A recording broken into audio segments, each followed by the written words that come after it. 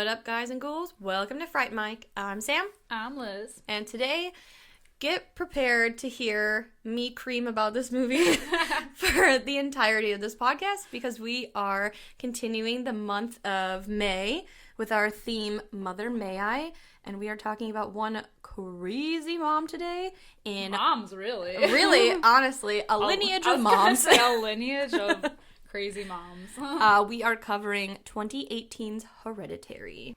Okay, so Hereditary came out in 2018. It feels like that was forever ago. It really does. I don't know if it's because 2020 has felt like the longest year already. It feels like I'm serving a prison sentence, honestly. Yeah, well, because of this whole quarantine business, it feels like 2020 has been kind of a wash, so... Yeah. It's terrible. Yeah. And I thought 2019 was bad, but whew. See, everybody, this is the punishment we get because everybody shit on 2019. It was a shitty year, but wow. Yeah. Wow, this is bad. Yeah, so Hereditary came out in 2018. I think it was like one of the top horror movies that came out that year. I'm trying to think of anything else that came out around that time that was like gold, like this movie. I feel like this was probably my... I don't know, it's been so long. I want to say this is probably my favorite movie to come out of 2018. Yeah. But I have to research that. But it did get a 7.3 out of 10 on IMDb. It got an 89% on Rotten Tomatoes, which is wrong. It should have got 100. So it's really well received. I mean, as it should be. It was Definitely. It's really good. It's made by Ari Aster, who also directed like Midsummer, and it's like an A24 movie. Mm-hmm. Which I feel like their movies have like this almost kind of like a slow build, and then there's like suddenly like a gut punch.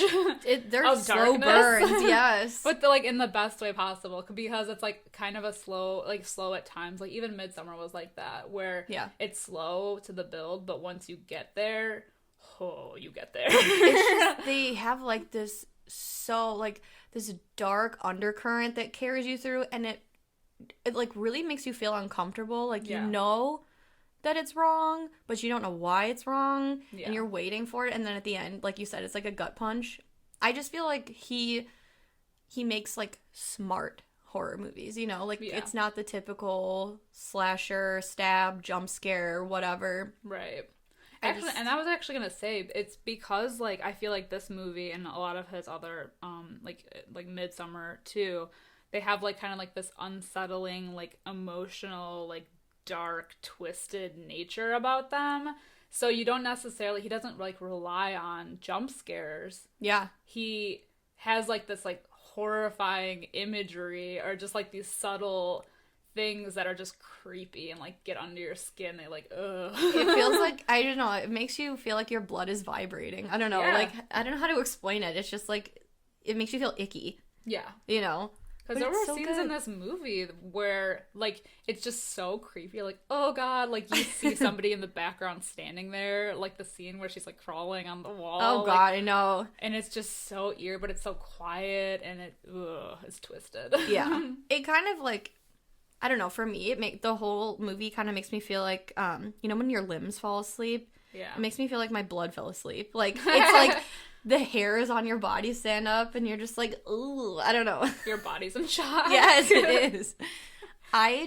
Oh my god, I can't say enough, like, how much I really like this movie. Yeah.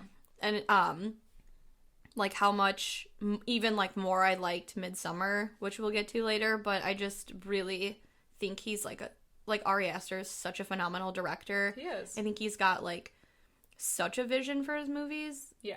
I feel like they're like bulletproof. Like they're so watertight. Yeah. I don't know, this whole movie is so good. He has like a unique vision. He's doing things like that you haven't really necessarily seen in horror, which I know is difficult because, you know, there's been literally, like, millions of horror movies that have ever come out, but, like, you see, like, the same things over and over and over again, and it gets, like, so, like, washed out, you know? Right. Well, even, like you said, there's been 1,000,001 horror movies, and, you know, unfortunately, we live in an age where how many different ways can you tell a story and make it interesting? But he somehow has found a way to retell a story, like... You know, Hereditary is a story at its core about, like, a family kind of falling apart in despair. And grieving. And, yeah, and he's made it feel like fresh and interesting. And like with Midsommar, kind of like at its core, it's about a relationship falling apart, and he's somehow found a way to make it fresh and interesting. Yeah.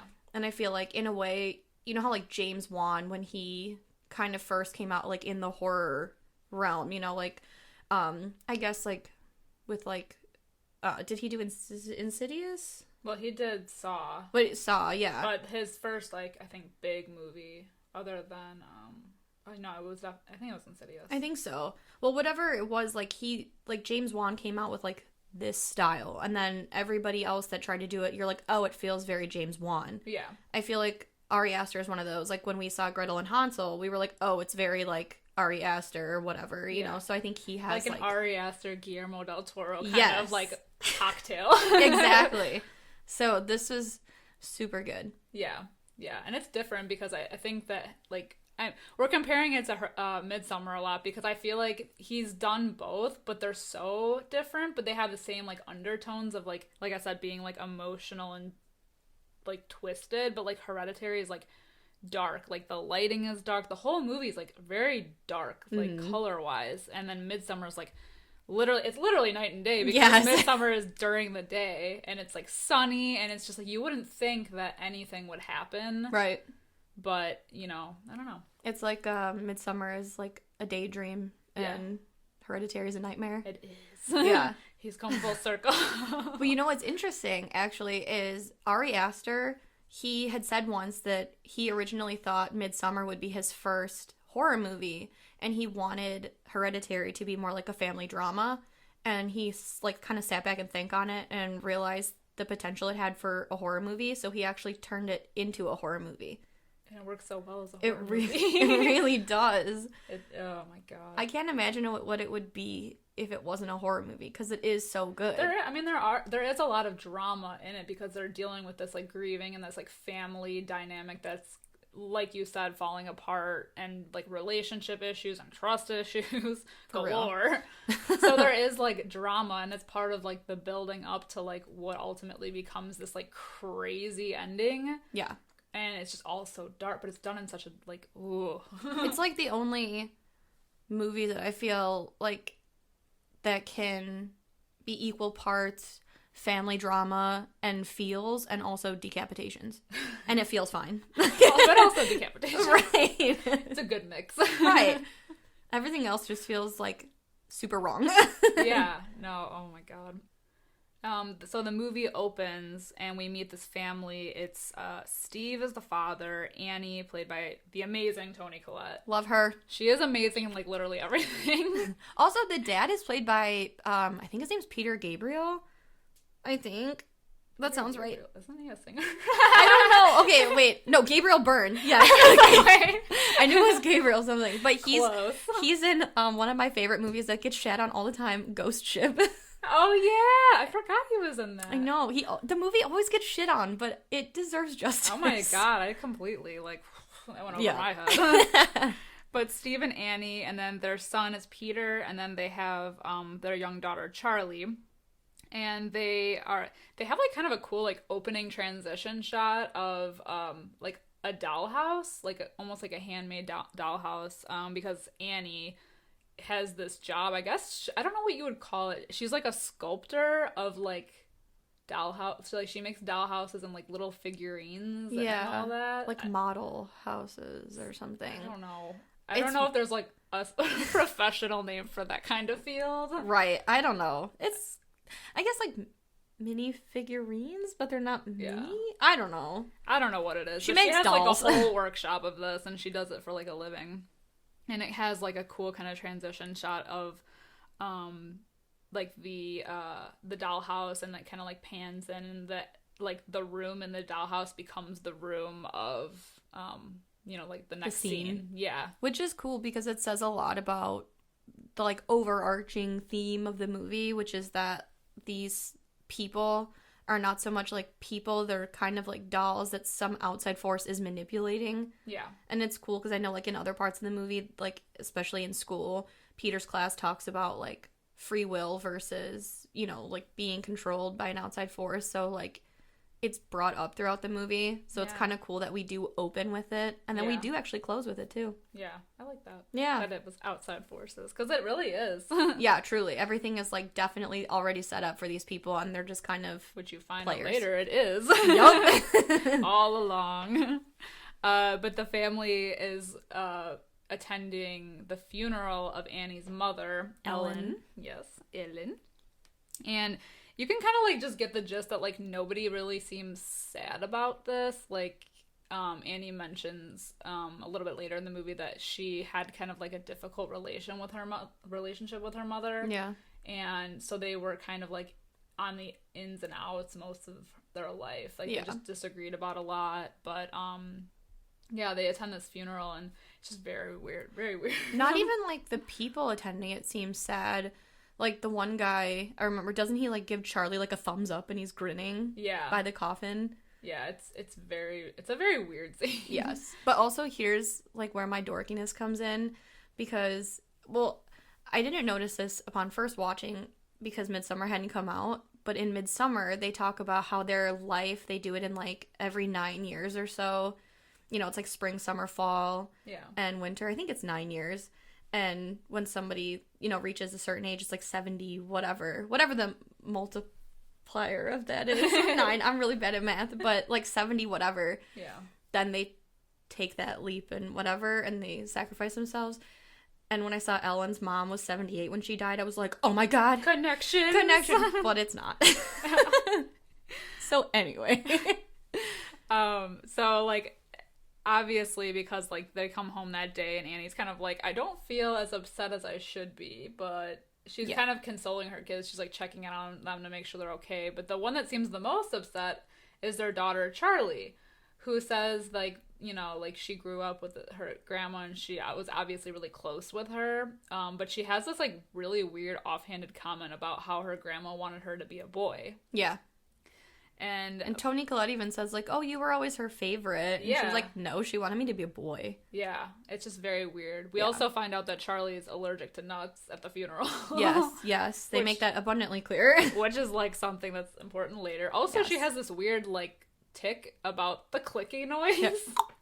Yeah, she just likes to do that when it seems like she just does it when she's, like, zoning out. Which is funny because, okay, first of all, just from a filmmaking standpoint, again, nerdiness coming through, but Ari Aster seems to have a thing about, like, auditory cues and things. Yeah. Because in Midsummer, he has that, like, weird breathing. Yeah. Where all the members, they go, yeah. And now in this movie, they have the clicking noise. But, but also, on, like, a personal note, I don't know if that's just, like, a kid thing.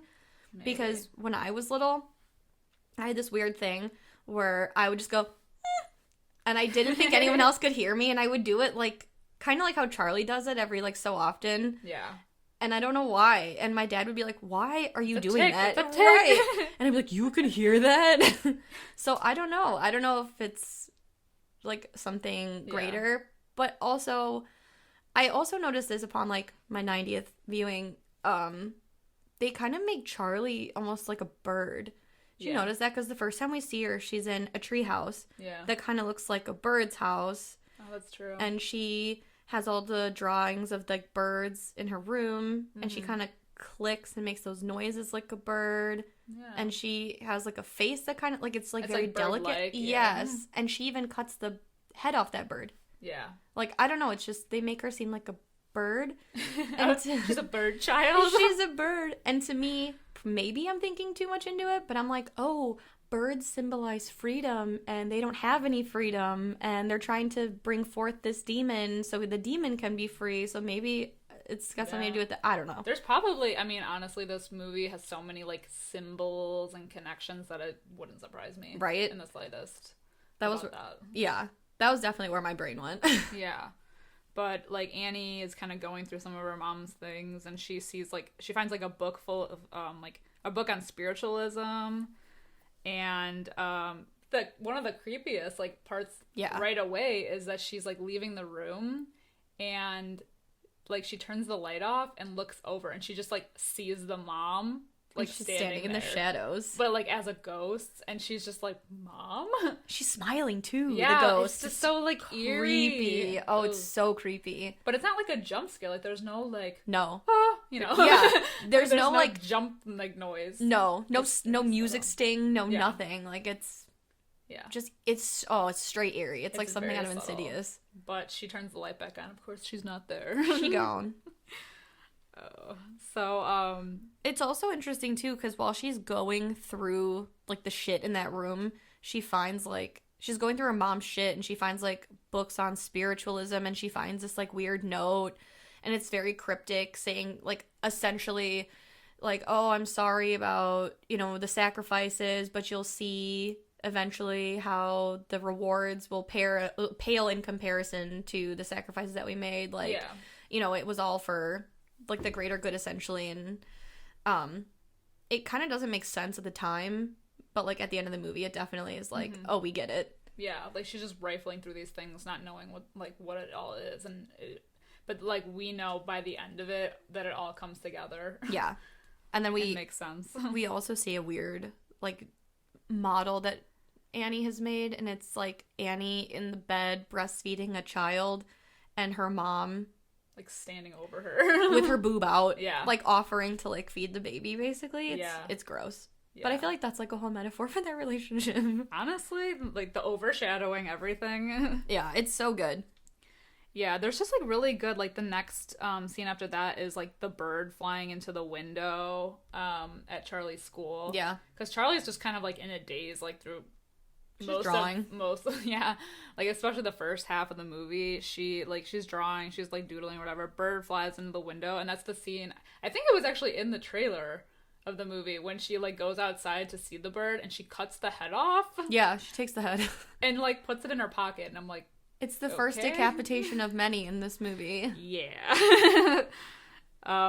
But we see a creepy woman though watching Charlie when she does it. Like Charlie turns around and there's this woman grinning, like, I don't know, her face to me reminds me of this sound. That's what she looks like. If a person was a sound, exactly. So we see like, this is kind of our first taste of the cult members kind of watching these family members live almost like they're dolls, Yeah. It's all like from the outside looking in, essentially. Yeah.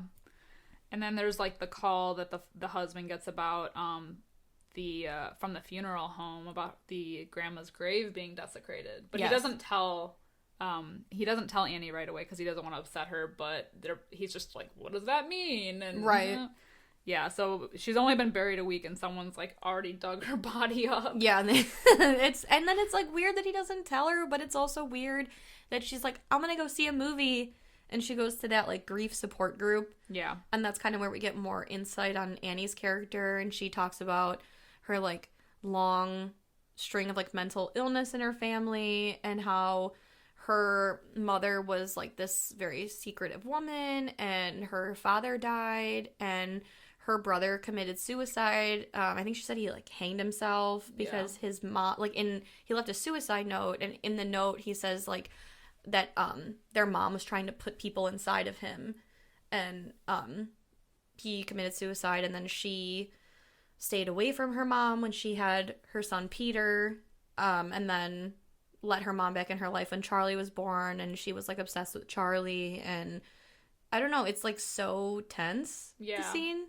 It's a good scene though, because she like really breaks down this like mental illness in her family and has this like just range of emotions. Like she kind of just sounds out like, or she like in the beginning she's like not really emotional about it. She's like, well, my mom did this and like my brother did this, and then like toward the end you can see her just like falling apart where she's just like broken and like, I'm to blame for all of this. I feel like the guilt was like weighing on her. Yeah, she says like, I feel like I'm blamed. Yeah. And she's not to blame, but she feels blamed. And it's, like, so heavy, like, the grief that she's carrying around. And that's what makes her such a good actress. She can hold trauma like a queen. I know. Oh, my God. You could see it in her face. And just that one scene, that's, like, one of the standout scenes to me is when she's talking about this. Because, like, the range that she has of just...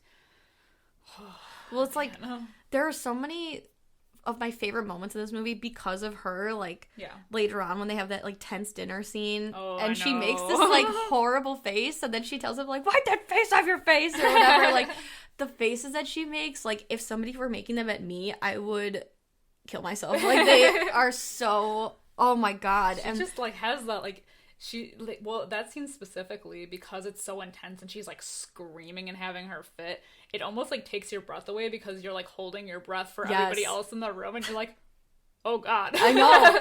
Like, the tension in that scene, you could, like, it could extinguish a flame. It's like, oh my god. Like, you're right. She's so good in this movie. Oh, well, Charlie, beyond like seeing the woman that's following her, she's also seeing these like little like lights, like visions almost.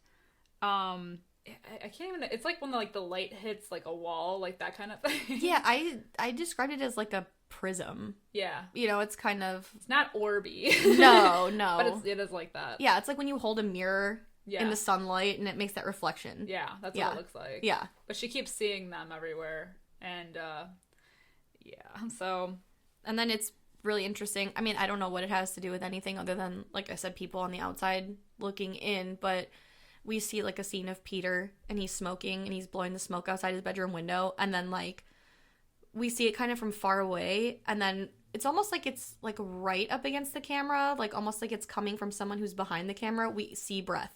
Yeah. So like it just somebody's watching. Yeah, that feeling that someone's been watching this family. They're like there's always something overshadowing. Yeah. It's what it is. It's so good. Well, Peter decides to go to a party, and oh god, Annie's pretty insistent on Charlie going with, even though no one has asked Charlie if she actually wants to go with. I just think it's weird because it's like he's definitely in like high school. Yeah, and she said that Charlie was 13, but I'm like, why would you? Right. Make. But like, why would you make him bring her? I just feel like in that moment it was like almost like somebody was telling Annie to tell Peter to bring Charlie, like, yeah, because it just seems out of character. Like at the funeral, Annie seems very protective of Charlie, like, oh, do you have your EpiPen? Like, what are you doing? Where's Charlie? Blah blah blah. Yeah. And now she's like, oh yeah, no, just take her. Who cares if she wants to go or not? No one's asked her. Like, who cares? Just take her. Why don't you take her? Have you just asked Charlie? And they leave the house and no one has made sure that she's brought an EpiPen with her, even though they're going to what Peter describes as what, like a barbecue or function. Yes, but it's really like a house party. But I feel like even in that scene where she's like, well, did you ask your sister if she wanted to go? Like, you can kind of see that there's like definitely tension with their relationship, like the mother-son like dynamic. She's just kind of like, well, where are you going? And he's like, well, why don't you trust me? You know, it's just kind of like one of those like, right. Oh. It's like, and it's definitely one of those like, are you going to be drinking? No one can even get alcohol. Well, that's a crock of shit. I didn't ask if there was going to be alcohol. I'm asking you if you were drinking. Yeah. Well, they do end up going to the party together, and on the way to the party, actually, we pass a telephone pole. Yeah. And we can see it's got a symbol on it. Yeah. And it's the same symbol that Annie had visible at the wake for her mother. Yeah, the necklace. Yeah, she's wearing a necklace, and it's got this symbol on it, and we pass this telephone pole that also has the symbol, so it's like obvious foreshadowing for one of the best and also most horrifying scenes, I feel like, in movie history. We'll get to it in a minute. Oh, do I have thoughts? I have thoughts. But they do go to the party. Peter's like trying to like woo this girl that's at the party, so he's trying to like impress her, and he gets like a bunch of weed and is trying to like push his sister off, and was like, oh look, chocolate cake. Yeah, and we go eat that cake. we as the audience like can see these little girls, they're high schoolers, and they're like crushing up nuts. Yeah, so you immediately know like something's gonna happen. Yeah. And it does, because while Peter's smoking with this girl, Charlie is eating this cake. Just going to town on that cake. The thing is, though, and this is my biggest thing, like, if she knows that she can't have peanuts, like, she has this allergy, like, I don't know, like, she's 13. How do you not know? Well, I feel like it's, again, like, this prism thing is obviously, like, the entity in some form, and I just wonder, it just seems like it... hold of her. Yeah, because like, something is going on where she completely disregards her health and safety, almost like maybe the entity is inside of her, and because it isn't a human, it doesn't realize that it has these, like, human, like, oh, what's the word for it? Like, you can't, like, inhibitors, or, you know, like, these things that you can't do. Yeah. And, he goes ahead and he eats the cake because, I mean, chocolate cake is kind of, like, indulgent, right? And demons, it would like, explain why she's always kind of, like, in this, like, haze. Yeah. Because, like, obviously something is taking hold of her. Right. And the obvious thing would be to not have it, because, and seeing that there's something in it that you shouldn't be having. Right. She's under a spell. Yes, yeah. So, like, obviously, she goes ahead and eats the cake, and she kind of barges in to where Peter is.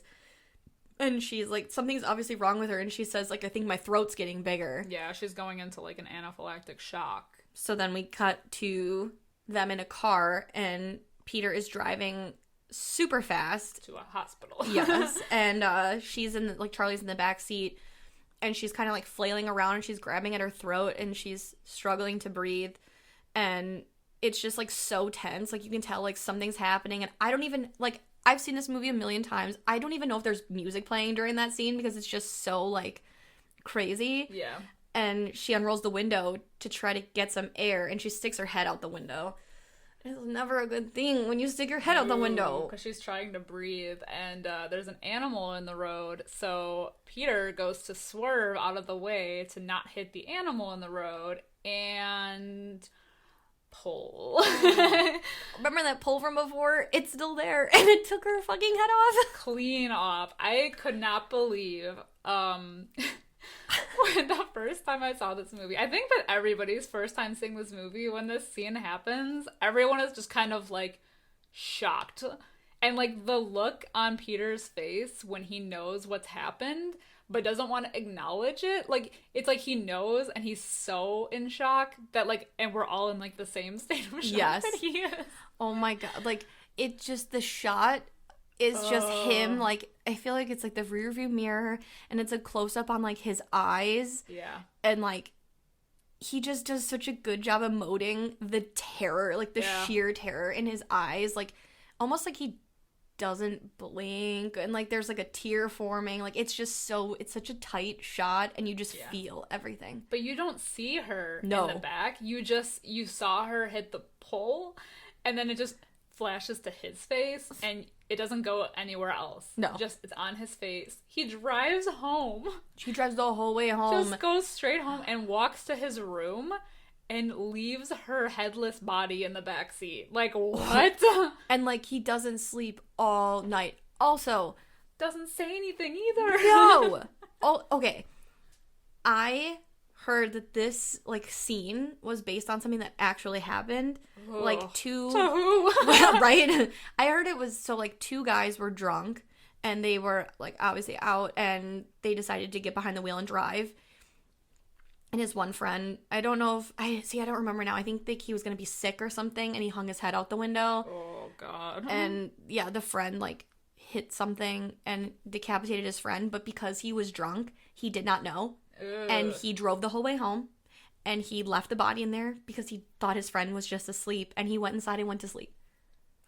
Oh my fucking god. Oh my fucking god. So the moral of the story here is please keep your arms and legs and heads in the vehicle at all times. Please. And also, don't drive drunk. Oh my god. I know Peter wasn't, but like, please. Well, he was like high at least. Yeah. But still. Oh doesn't my god. say anything about her headless body. And then oh my god. And then we just like, it pans to the morning and he's laying in bed. Morning, literally. But we can hear Annie, like, she's like, I'm gonna go run to the store real quick, and you can hear her walking to the car. While we're just looking at Peter. But it's still just showing Peter's face laying in bed, and the screams. So agonizing. Like, just, and then it just cuts to, like, her, like, basically having, like, a panic attack and, like, just sobbing on the floor, completely undone. Apart. Yeah. Yes, like the sounds that she makes, like animalistic. Yes, and she's like, I wish I was dead. Oh and my like, god, it's brutal. And then we get this like shot of the funeral, and it's so, again, like, it's from, like, farther away, again, like, outside looking in, like, it's a dollhouse. It's, like, a shot of, like, a beautiful blue sky and these mountains in the background and green grass, and then the, like, just horrible, because we're at a funeral. Yeah. And we just see poor Charlie's body. Yeah. They even have that shot of her head in the road, like, covered in, like, ants or bugs or something. Yeah. It's, like, only, like, a second, but we're like, oh. It's so gross. It's jarring, because, like, they haven't showed anything up to this point. Right. But, like, oh, my God. It just, like, hard cuts to the head on the side of the road still, and it's, like, purple. Yeah. Oh, it's like, twisted, gross. like, this horrible, horrifying thing. But you know, the other thing I was gonna mention is that even, like, I know we were talking about transition shots, even like the one at the funeral, like, where, like, they lower the casket and the camera, like, pans down with it, so it almost looks like we're being, like, lowered down. We're following the casket down. Exactly. It's like an omniscient shot. Yeah. But you know what else is interesting I noticed? So if you've been listening to every episode, you'll notice in Psycho, which is our episode from last week, it's kind of the same thing, because in the trailers for Hereditary, they heavily focus on Charlie. Yeah. So the entire time, like, we're watching this movie, we're thinking that Charlie is, like, the main character, and they kill her off, like, a third of the way through the movie. Yeah. And in Psycho, it's kind of the same thing, because we're following Janet Leigh thinking she's our protagonist, and they kill her off halfway through the movie. Yeah, so we're not like, now what? Right. So it's just kind of interesting that there's 2 movies in this month that kind of do this, like, it's this trick thing. Yeah. It's unexpected, to say the least. Yeah. Nobody expected that definitely to happen. do Kids are usually somewhat safe in horror movies, but not this one. Oh, God, not this one.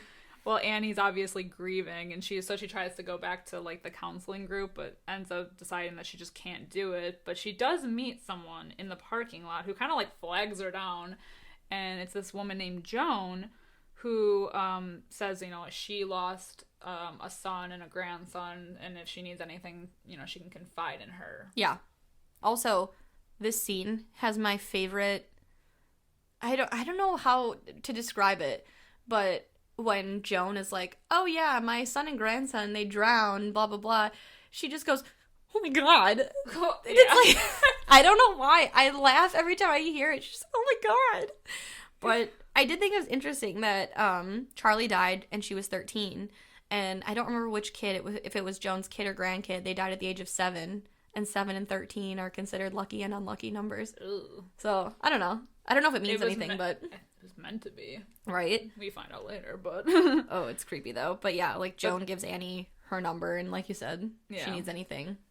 But we'll see Joan again. Oh, we will. We actually see her in the next scene. Well, we throughout the movie, Peter is basically, like, haunted by this, like, occurrence. Yeah. And he hears, like, those phantom, like, clicking noises. And so he's just, like, he's, like, haunted from his dead sister. Like, he thinks he's hearing things and seeing things. Yeah, he thinks he, like, sees her in the corner of the room, but it's just, like, his hoodie on a chair. Yeah. Which is also cool because throughout the film also we see, like, the red light in the treehouse going on. It's like a heat lamp. And she used to sleep, like, Charlie would sleep in there from time to time. And it's cool. I think like one of the shots where Peter thinks he hears the clicking, you see the light reflected in his eyes, and it's because it's a red light, it almost looks like demonic. Yeah. I don't know, it's pretty cool. Well, Annie does go to visit Joan, and we hear this, we learn this, like, really crazy story that she tells her about a time when she used to sleepwalk, and she had this incident happen where she was walking into her children's room. I guess they shared a room at one time, and she doused them in paint thinner. Not like, she wasn't, like, awake and didn't realize what she was doing, but she, like, held a match over them and herself. And it was the striking of the match that woke her up and woke Peter up, and he just started screaming. Yeah. And she was like, I didn't know. But just it's disturbing. Yeah. But it happened, and I guess that's part of what caused the strain on their relationship, because he doesn't really, like, trust her fully and just never really forgave her for that happening, which, I mean, I can't blame him, because that's no. Yeah. I would sleep with my door locked every single night. Yeah. It's also interesting that when Annie goes to Joan's house, she, like makes a comment about the welcome mat, and she was like, oh, my mom used to make one like that, or used to make them like that. And it's kind of like such a throwaway comment at the time, but it does come back later. It's just like, this movie is so good because there's all these like hidden things in it. Like you do see like writing on the wall, like very small throughout the movie too. Like they're like little sayings. Yeah, like one of them says like Satan-y. Yeah. And the other one, oh my god, I don't even remember. I'll get to it. I have it written down somewhere, but it's like these tiny little itty bitty things. It's so good. It's so good. Yeah. So then comes, like, it just shows Annie kind of, like, trying to put her life back together to work on her, dolls. Yeah. And she, like, recreates the accident scene, which I'm like, is a little not a little, it's a lot disturbing. Yeah. But, like, she even has, like, the pole and, like, the head and, like, the headless body out of the car. It's just weird. I don't know what she's doing here, but it's just interesting. Well, she says like, oh, it's a way for me to deal with it like from an outside perspective, but she's like recreating a scene that she wasn't there for. Yeah. And you know, like talking about how this is how she deals with it from like a non-biased outside perspective, and the whole movie we're kind of like the like, outsiders looking exactly in. So I don't know, it's just kind of interesting to watch. Like, it's like, you know, like when you see yourself in like a reflection of a reflection of a reflection kind of thing. Yeah. And it just feels like kind of this like, I don't know, like an Ouroboros effect where like like she's miserable and it's like the misery is like feeding off of her and like it's like feeding in on itself. It's just, it starts to get like very small, I feel. Yeah. And well, then comes like one of the best scenes too of like the dinner scene. The dinner scene. Where everything comes to a head because everyone's like, up to this point, no one's like, you haven't really seen anybody deal with this traumatic thing happening. Right. Other than like when Toni Collette had that like breakdown, and obviously she's having a hard time grieving, and everybody else is kind of just like, like they're just, no one has like emotion about it. Especially Peter. Yeah, Peter is just kind of like, like we haven't seen him really cry. I mean, he kind of broke down a couple times, but just like he hasn't like said anything. No one's talked about what's happened. Right. He had that one scene under the bleachers when he was smoking weed with his friends. Yes. And then he said like, my throat feels like it's getting bigger. Yeah. Which is what Charlie said at the party. But yeah, no one has like really talked to each other or dealt with it But it just blows up. Yeah. Like, because Annie, she just kind of like goes off on Peter for no reason. She's like, why are you looking at me like that or whatever? Yeah. And it's a crazy scene. Yeah. She's like, she blames him. Yeah. She like goes off and then she's like, and nobody ever like, has apologized for the things that they've done, and like, I do so many things for you and all I get is that fucking face on your face, and like she is going off, and she's like, I can't accept and I can't forgive because nobody wants to admit anything that they've done, and like like that's when like the dad steps in and he's like, all right, like you go that way, you go that way. Which I was gonna say, like, props to this father in this movie. He is literally, you can see him this whole movie just trying to pick up the pieces and hold this family together. He's like the only sensible one. I feel like he's like the only like good character, and I don't want to say like wholly good because he does withhold the fact that the mom's grave was, but he did it with desecrated, good intention. But right, so he's like a good character. I feel like he's the only one with any like sense. Yeah. Because he had to deal with the crazy mom in the past doing like these batshit crazy things, and he's not, the death of the daughter, the death of the grandmother, and then Peter just having this resentment towards his mother, and then in a way I feel like he kind of represents the audience, because we're not like, if you think about it, like the dad isn't related to like that family by blood or anything, like there's no craziness in him, where there's like that past of like mental illness and like Annie's family, which she passed down to her children. So like he's kind of like us, where we are just kind of watching all this like crazy shit happen, and it is affecting us. Yeah. Like obviously that scene where Charlie's head gets knocked off, that does affect you. Like watching that, We're like all in shock still. Exactly. It doesn't get any easier when you watch it. Yeah, I just feel like he's kind of the only sane one, and we're watching everything like with him unfolding, and just. But he just tries so hard to hold it I know. all together. God bless him. Well, Annie does run into Joan randomly again at the craft store. Yeah, it's like Hobby Lobby. Yeah, so Joan is like this completely different human being because she's like completely like, I'm a changed woman. Oh my God. I'm like, she's like giggling with like this glee of like, I have to tell you what happened. And she's like, I know you're going to be skeptical. I was skeptical too, but I met a medium and I had this seance and I was able to connect with my son and my grandson, and it's changed my life completely, and you need to do this because you need to do this for your daughter and all this stuff. And like Annie is obviously like skeptical and like whatever. She's really like, the look on her face is like LOL, crazy. But you know what? You know what I noticed? I don't know if it's the same chalkboard, but like basically Joan is telling Annie like, oh my God, you know, like I was able to communicate with my grandson and blah, blah, blah. And the next scene is we kind of go to Joan's house where she holds like a seance and she has her grandson write on a chalkboard. She says that she's done this before, right? Because she tells Annie like, I've communicated with her or with the grandson. In the back of Joan's car, which the trunk is open when she's talking to Annie, you see in the shopping bag, there's a chalkboard. So I don't know if like I didn't notice that. I just noticed it. I've obviously watched this movie like a bunch, but yeah, I just noticed it. So I don't know if this is like a setup. Yeah. You know, like where she like maybe followed Annie and is like, "Oh, you got to try this" to like get her into that mental state. Well, she knew. Everything, you don't know it, but everything in this movie has like a plan. There's a plan behind it that other forces that we don't know about right away are like putting into play, basically. Yes. If that makes sense. Like, we don't know about it because we're just the audience and we just were brought into this like this family, their drama, like they're grieving, and but there's outside forces at work here. Right. Like the family are definitely pawns. Yeah. And they're being moved around this like board and by someone else. They don't even know. No, they have no idea. But the seance scene is pretty cool because like she does make contact with her grandson, and Annie's like shook by all of this. Yeah, she like asks, what is it, like the water thing? Don't they use like a water cup or something? Yeah, and it slides across. Yeah. And the chalkboard, he's like talking on the chalkboard, and it's just like too much for her. So she's just like, I need to leave. Which is cool. They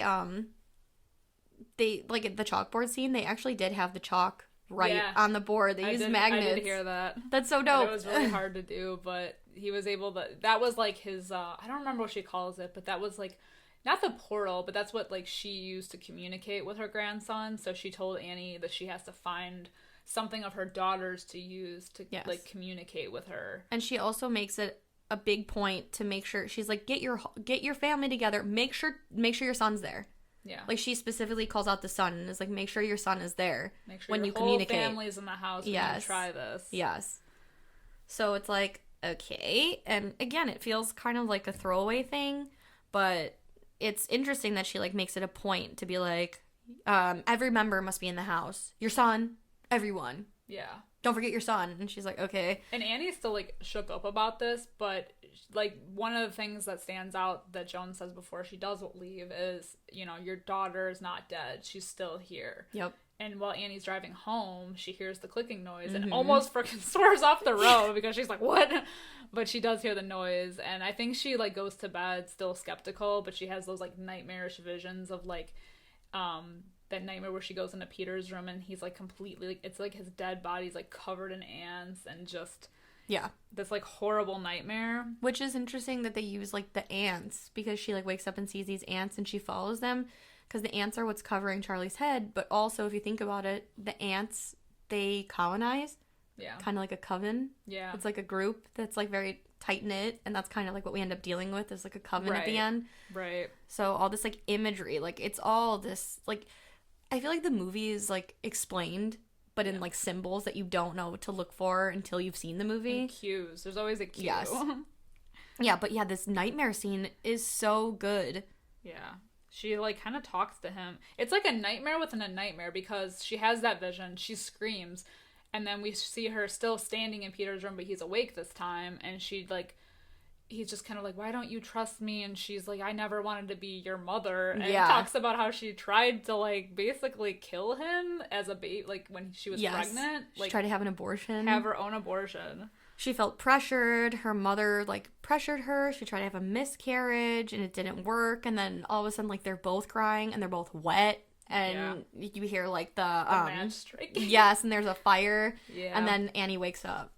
And that's when she decides to do the seance because she like believes in it. Now, I don't know what flips the switch for her, but she just is like, I have to do this. So she wakes the whole family up saying that she already tried it and it worked, but she grabs Charlie's sketchbook that she used earlier in the movie to, like, communicate with her. And of course, like, the dad and Peter are like, oh my god, like, what are you doing? And especially Steve, the father, like, he is like, oh my god, like, this family's been through enough, like, can we not do this? It's literally like the middle of the night. I think you need more things to fill out your day. Literally. Yes. Oh my god. Yeah, but so, like, she does the trick with the glass, and Annie asks Charlie to move the glass, and Peter's like, do you feel, like, the air flexing? Changing, Yes, and the glass moves. And, of course, everybody's, like, freaked the fuck out. Yeah. And, like... And Charlie, like, basically, like, she like, possesses Annie. She, like, goes into her, because she's not... Now, like, she's summoned Charlie, and so she's, like, in her body. Yeah. And she's talking like Charlie in, like, a voice, like a little girl's voice. Mm-hmm. So you can see, and then everybody's freaking out at this point. So the dad, like, douses her in water to, like, snap her out of it, because it's like, oh my god. And she's like, what the hell happened? But because she's summoned Charlie, now all of this crazy stuff happens where, like, it's almost like a malevolent force is, like, after Peter now, because he's having more visions. He has, like, a breakdown. Like, there's just a growing tension between, like, Steve being, like, mad at Annie for all of the things that's gone on, and her acting crazy about all of this, and bringing about all of this, like, almost like this magic. Yeah. These, like, outside things. And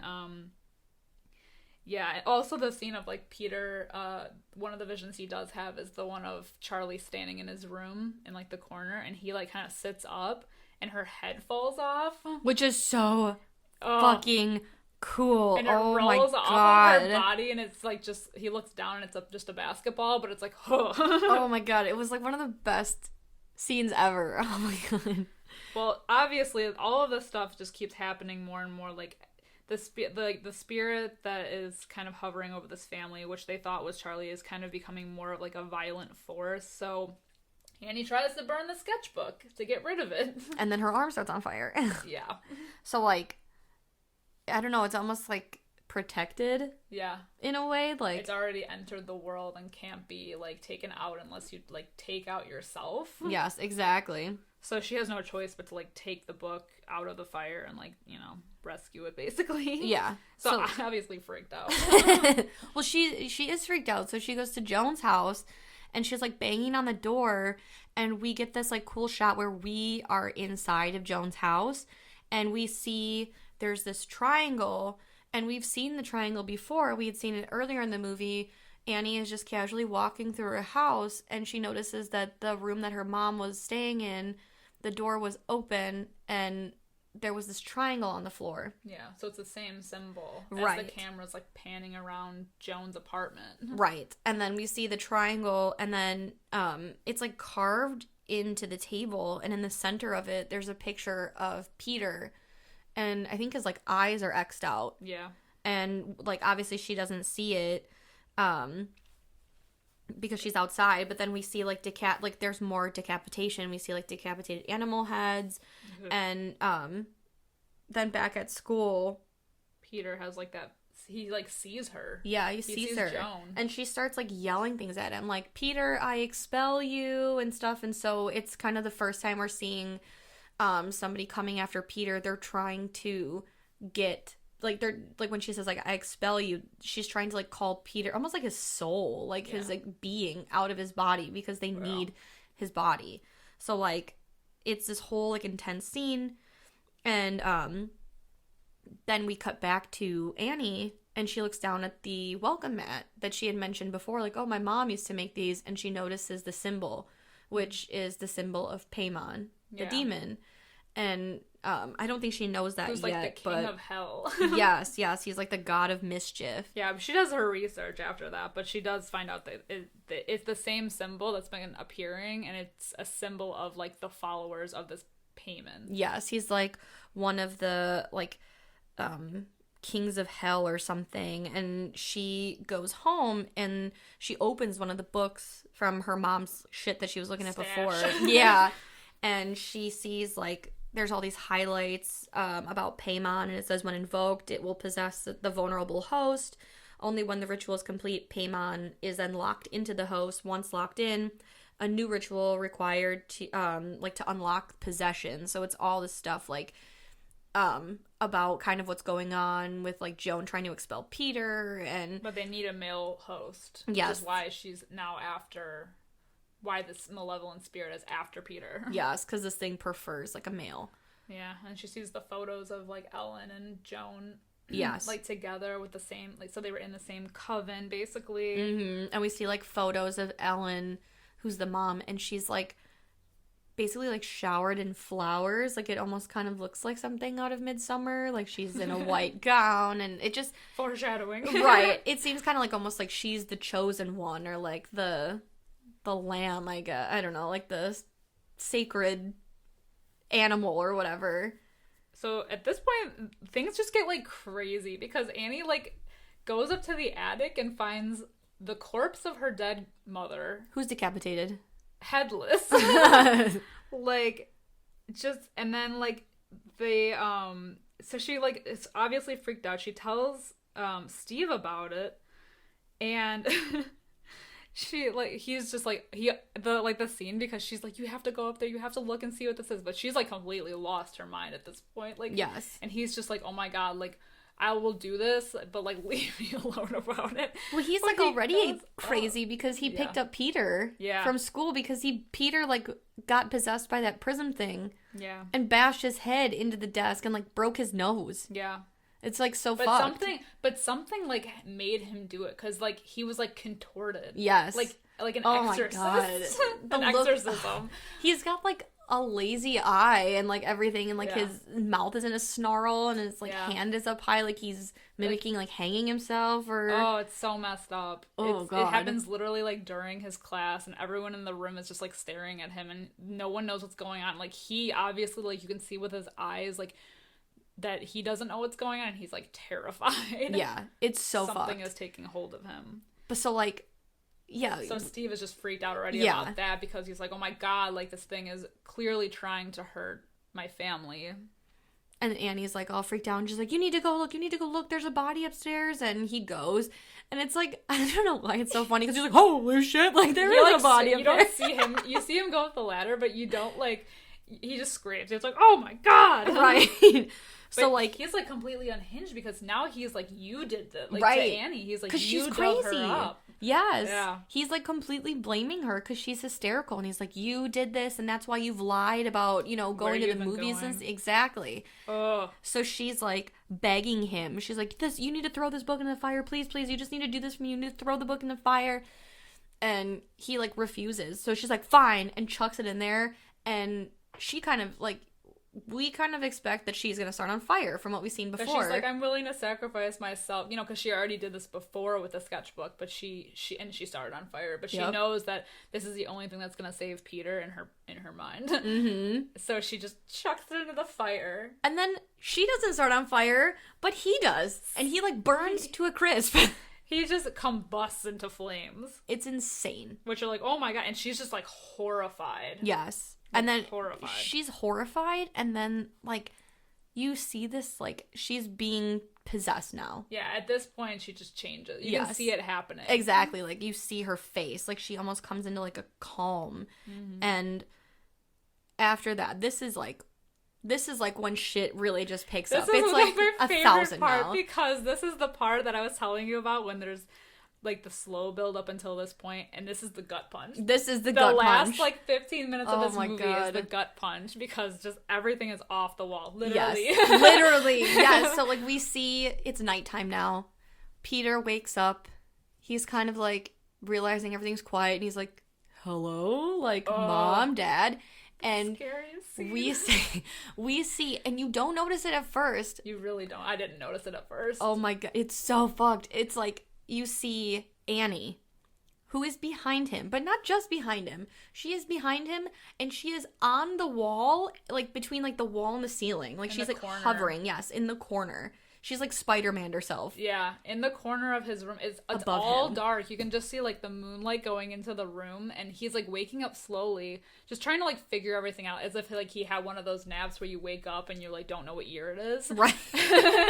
But he's just kind of like looking around, and we just see her like I said, you don't see it right away because the room is dark, but like she's just like hovering. Yes, it's so fucking creepy. And you expect, because like what we've come to like expect with these horror movies is that like, you know, it's gonna be like a jump scare where she like attacks him or something happens, but she just like sits there, and it lasts like so long, and then she like, I don't know, she crawls off the wall and is like crawling through the air, like floats through the air, yes, and like leaves the room with no sound. There's like no music, nothing is happening, and he doesn't notice. Like she's not human anymore. She is like supernatural now. She doesn't make a single sound.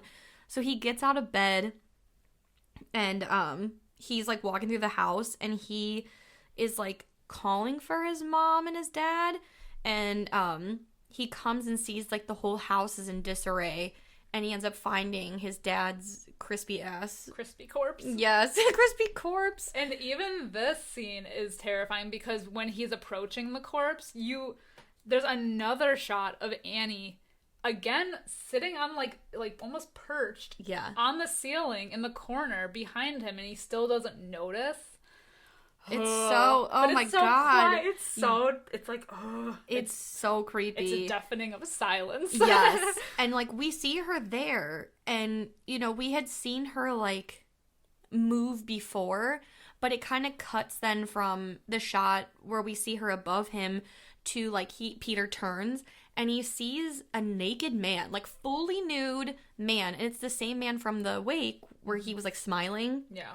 And he's standing in the doorway, still smiling. And when completely naked. Ari Aster really likes naked people. Yes, he loves it. I'm going to say it right now because I've seen Midsommar at this point, and this movie. He really loves, especially like older naked people. Yes, because it's not sexy then. Then it's just like kind of like it's disturbing. Yeah, it's like that scene in I mean, not to be rude, but it's like you don't expect it. Yeah. Right. Yeah, like with the naked guy on the roof. Yeah. You don't expect it. It's just jarring. You're like, what? Jarring for sure. That is the word. It is jarring. And what's even more jarring is we see the naked man and you're like, holy shit. And then Peter turns around and Annie comes out of nowhere, like literally from the shadows, and just like rushes at him and is like attacking him. Yeah. And he freaks the hell out and he goes like running and like he goes into the attic and pulls the door up, and then it's like, oh my god, then this like extra creepy scene where she is now kneeling on the ceiling, like on all fours, almost like child's pose, and she is banging her head on the attic door, but it is like hyperspeed. Yeah, it's not even like a normal, like, I mean, it's inhuman. It's inhuman because it's like sped up. Yeah. And just banging her head on the door. It's so disturbing. It really is. Like, it's so disturbing. Oh, it's so wrong. But yeah, now he's in the attic, and I'm sorry, like, he's just so fucked because the attic isn't safe, because then he notices like the witch symbols, the flies everywhere, the candles, his own photo that doesn't have eyes. Yes. And then we see, like, we pan over to where, like, Ellen's body was, and the body's gone, but we still see, like, a gross outline of where it was. Yeah. Yeah, and like you said, his pictures lay in the middle of, like, where the body was, with his eyes missing. And he hears a noise, and he looks, and it is, like, such a gross sound, and you just see Annie, like, floating in midair. Like, above him. He just looks up at her. Yes. And she's obviously, like, not... I mean, she hasn't been herself, because at this point, she's just, like, fully possessed. And she is literally sawing her head off with, like, a piano wire. Yeah. You just see, like, the wire back and forth. And the noise. Yes. And it's, like, so quick, again, too. Like, it's an inhuman speed. And she just is sawing her head off. And it falls off, and you hear it. And, oh, my God. And then we like turn really quick after that happens to see like there are also people in the attic, like the devil worshippers. Yes. And he just says like nope. It's like a big nope moment. Yeah. He just dives out the fucking window.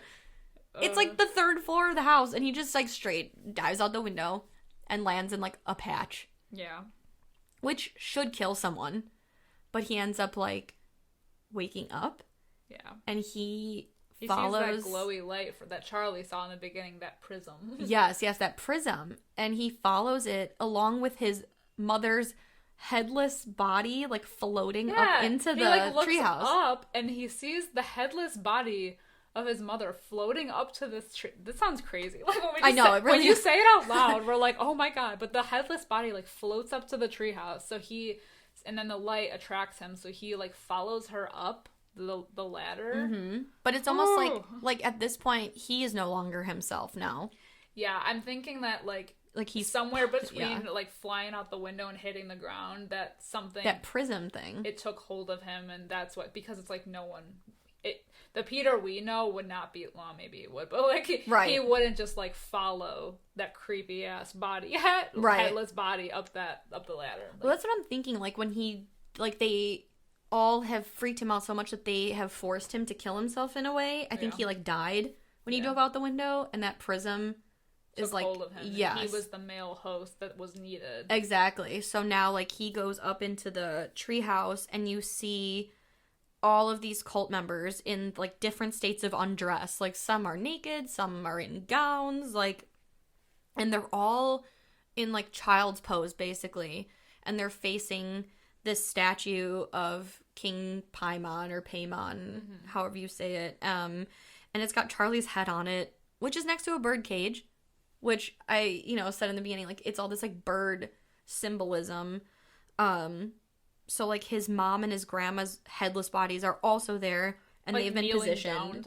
Right. Like, they are also in this, like, not, like, pun intended, corpse pose. Yeah. Or, not, like, child's pose. But, yeah, so, like, they're also, like, bowing to this statue, and Joan pops up, and she crowns Peter, but she calls him Charlie. Yeah, because now it's Charlie's spirit that has now entered Peter's body because a male host was needed. So Peter's body was needed, but, Charlie is now in his body. Right. And so they crown him to be, like, the king. Right. Like, even Joan says, like, she says, like, oh, you are no longer Peter, you are Paimon, and, you'll lead us to, I don't know, what, like wealth. Great. Yeah, exactly, to greatness.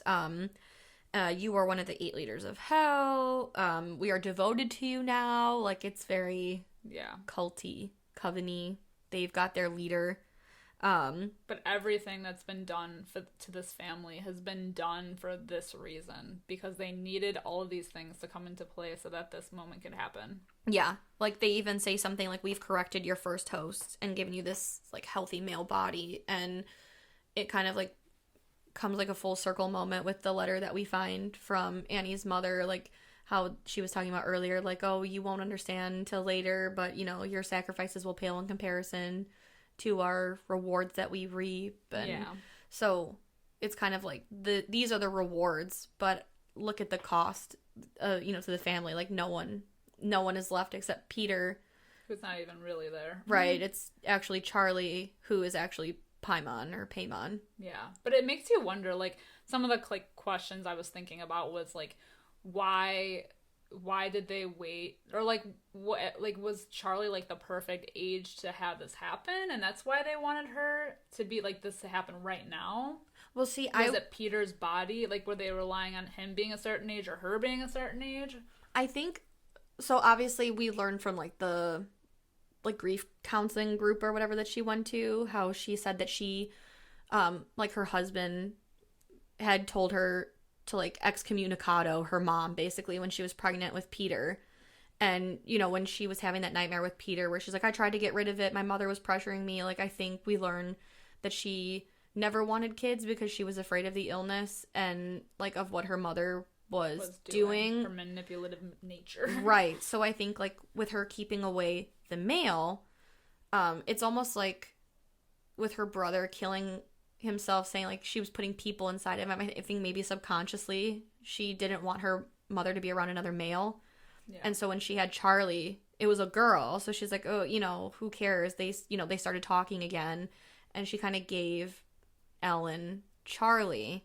And it's interesting that they need a boy host, and Charlie is, like, one of those names that can be male or female. Yeah.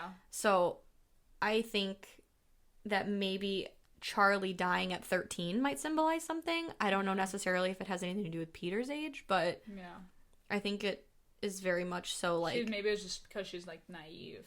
Right. She's still technically, like, a child. Right. And she doesn't really know, and so maybe she was, like, easier to take hold of, you know, when she goes into these, like, trances and everything. Well, I also wonder, too, if Charlie was ever Charlie. Because they, like, when Paimon has now entered Peter's body and they call it Charlie, I wonder if, like, because the grandmother has had such a large role, like, raising Charlie, I wonder if Paimon was always there, and that's why she's kind of, like, socially weird and draws these disturbing images and, like, could be. Is just different.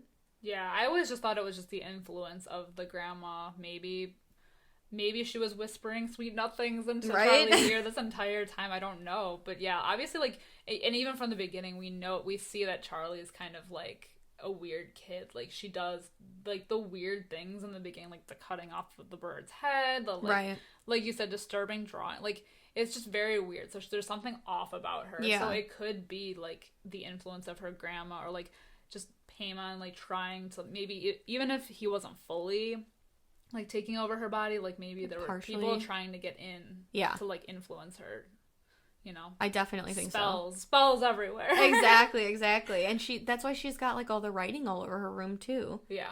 She could have been under a spell this entire movie. Exactly. Even as a child. Right. And that's maybe the only reason why she was the most upset about the grandmother passing. Yeah, exactly, because she was giving her, like, the most guidance. Yeah. Yeah. It all comes full circle. It full does. Triangle. Triangle. We're just gonna say that. So for this movie, oh my god, I know we like gushed about it in the beginning. My rating is 4 out of 5. I want to give it higher. I really do. Like, I love this movie so much. I think I loved it even more the second time I watched it, but I just so good. It's so good. Oh my god. I'm sorry. I'm giving it a 5 out of 5. Yes! It's so good. It's watertight, it's airtight, it's bulletproof. I wouldn't change anything to it. I wouldn't even change the length. I know some people think it's too long. I know that the movie actually was supposed to be a lot longer and they cut it. I just think it's great. That's it. That's all I gotta say about it. It's really good modern horror. It really is. Like, there's, like, you know, we were saying, like, there's been so many things that have been done over and over again, but, like, I don't know. Yeah. It's really good modern horror. Ari Aster's found ways to get under people's skin in such a, like, unique way. Like, oh. Yeah. Oh my god. It's like so fresh. I'm sorry. It really is. It's unlike anything else. If you haven't else. seen it in a while, rewatch it, because wow, like, I enjoyed rewatching it. I mean, I've seen it before, but, you know, it's been a while, and we rewatched it for the podcast, and oh my god, you guys, it's so good. It's still so good. The more you watch it, the more you notice things too. Like, it's so good, and I don't even know if all the stuff that I've noticed has anything to do with the movie or nothing to do with the movie or what, but it's like, the more you watch it, the more shit you, like, find out about it. Oh, yeah, like, you see all the little symbols going on. It's so good. And I also think it's funny that Ari Aster he says that one of the influential movies on him is Rosemary's Baby. Yeah. And we also cover that this month. Yeah. So this movie is actually, like, got things in it from other movies that we've done this month. Bow. Yes. Our month. I just thought that was super cute. But yeah. It's a good movie to wrap up the month with. Definitely. Crazy moms galore, you know? A crazy lineage of moms. Yes. The sickness runs in the family. It runs deep. All right, that's going to wrap up our episode for today. Thank you for listening. I hope you enjoyed. Yeah, so I want to announce next month's theme for June. Woo! We tossed back and forth some ideas. I know that, like, summer has a lot of different themes that can go with it, but there's so many good movies that we want to, like, talk about. Yeah. So June's theme is going to be Nightmare in Suburbia. Hell yeah. All those suburban horror movies. I know there's so many, but we have a few lined up that we're so excited to talk about. I'm really proud of this month. So we can't wait to share those with you, but I wanted to announce it here first. Sneak peek. So if you want more sneak peeks, more spooky shenanigans and happenings, you can follow us on Twitter, Instagram, and Facebook.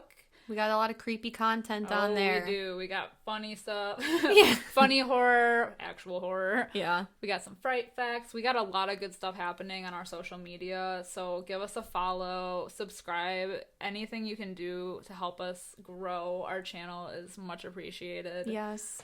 But then let us know what you think about this movie too. Yeah. Let us know if you agree. Yeah. What do you guys like, out of like the films that Ari Aster has done? Like what tickles your pickle? Exactly. Do you like it or not? No, that was gross. I liked it. But thank you so much for listening. In the meantime, we're going to be heading out. My name is Liz. I'm Sam. Rest in peace.